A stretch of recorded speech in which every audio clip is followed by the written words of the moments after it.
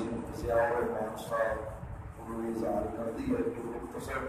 ویسے بھی کاروبار کا وقت ہے اور آپ کی مصروفیت ہے،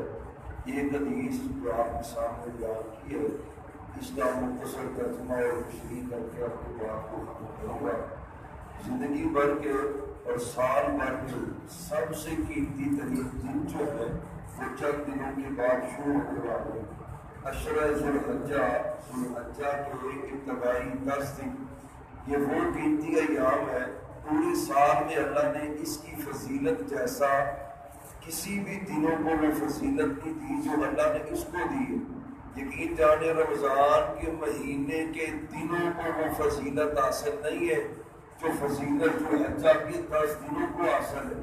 شیخ الاسلام امام ابن تیمیہ رحمۃ اللہ علیہ سے کسی نے پوچھا کہ یہ مسئلہ تو حل کرے، ایک طرف رمضان کا آخری عشرہ ہے اور ایک طرف ذوالحجہ کا ابتدائی عشرہ ہے، دونوں میں سے فضیلت کس کی ہے؟ کون سے ایام زیادہ اہمیت والے؟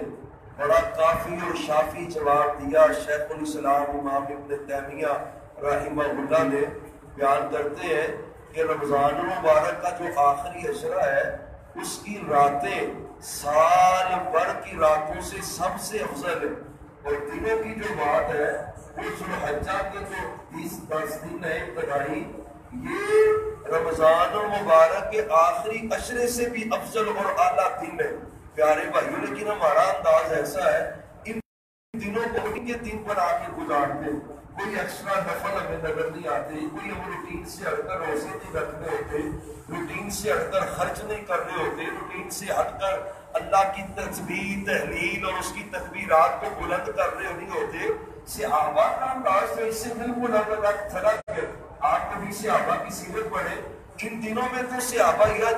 تو اس قدر زیادہ وہ محنت اور کوشش کیا کرتے تھے جتنی محنت اور کوشش وہ عام دنوں میں نہیں کیا کرتے تھے۔ سیدنا عبداللہ ابن عمر کا صحیح بخاری کی حدیث ہے، بازار کی طرف نکلنا ان 10 ایام میں روزانہ اور روزانہ تکبیرات بلند کرنا، اللہ اکبر لا الہ الا اللہ واللہ اکبر وللہ الحمد، روزانہ نکلتے بازار نکلتے، مقصد کیا ہے؟ اللہ کی تکبیر اور تحلیل کو بلند کرنا۔ اور بھائیو یہ جو دن شروع ہونے والے ہیں نا 2-3 دن کے بعد، یہ معمولی دن نہیں ہے، خدا را ان کی اہمیت کو سمجھے۔ اور آپ نے جو حدیث میں انداز اختیار کیا نا، صحابی بھی مجبور ہوئے سوال کرنے پر۔ آپ فرماتے ہیں ما من ایام العمل الصالح فیہن احب الی اللہ من هذه الایام، سال کے اندر کوئی دن ایسا نہیں ہے جس دن کی نیکی اللہ کو زیادہ محبوب ہو ان 10 دنوں سے۔ صحابہ کہتے ہیں آپ دنوں کا جہاد بھی نہیں، یعنی آپ دنوں میں جو جہاد ہوتا ہے ان دنوں کی چھوٹی سی نیکی وہ جہاد بھی اس کا مقابلہ نہیں کرتا۔ آپ فرماتے ہیں وَلَا الْجِهَادُ فِي سَبِيلِ اللَّهِ، اور صحابہ آپ دنوں کا جہاد بھی اس دن کی معمولی نیکی کا مقابلہ نہیں کرتا، اہمیت زیادہ اس کی ہے۔ ہاں وہ مجاہد جو جان اور مال لے کے جاتا ہے شہید ہو جاتا ہے وہ تو افضل ہے، لیکن غزوہ لڑ کے واپس آئے اس دن میں سبحان اللہ کہنے والا، الحمدللہ کہنے والا، 1 روپیہ خرچ کرنے والا، نفل پڑھنے والا، نفلی روزے رکھنے والا، بھائیوں اس کی قدر ہے اللہ کے نزدیک خدا را۔ اہمیت کو سمجھے، یہ 10 دن معمولی دن نہیں ہے، گناہوں سے سچی توبہ کرے، نیکیوں کی رغبت پیدا کرے، اللہ کی عبادت و بندگی کرے، نوافل کی کثرت کرے، قرآن کی کثرت کرے، قرآن کی تلاوت کثرت سے کرے، اللہ کے راستے میں خرچ کثرت سے کرے۔ اور محمد رسول اللہ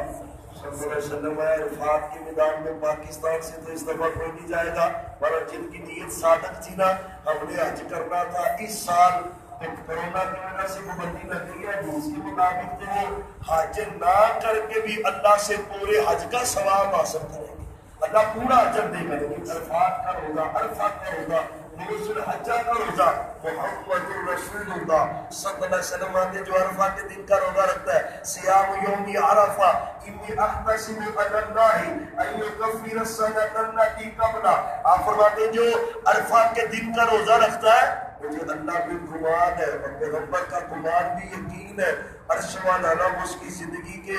1 سال کے گناہوں کو معاف فرما دیتا ہے، پر یہ پھر بھی ان تقسیموں میں تو خدا را ان کو معمولی نہ سمجھے۔ جب ذوالحجہ کا چاند طلوع ہو، پہلی نیکی یہ کہ ناخن نہیں تراشنے، پورے جسم کا کوئی بال نہیں اتارنا، اور اس کے بعد جتنی طاقت ہے بھائیوں غنیمت جانے، یہ دن بڑے قیمتی ہے، اللہ کو راضی کرنے والے دن ہے، اللہ کو خوش کرنے والے دن ہے، جتنی عبادت کر سکتے رغبت سے عبادت کرے، انشاءاللہ ان 10 دنوں کی عبادت دنیا میں بھی برکت کا سبب ہوگی اور آخرت میں اللہ اس کے بدلے ضرور جنت عطا کرے گا۔ اللہ تعالیٰ سے دعا ہے اللہ ہمیں ان 10 دنوں کی بالخصوص قدر کر کے عبادات اللہ یہ دن گزارنے کی توفیق عطا فرمائے۔ وما توفیقی الا باللہ۔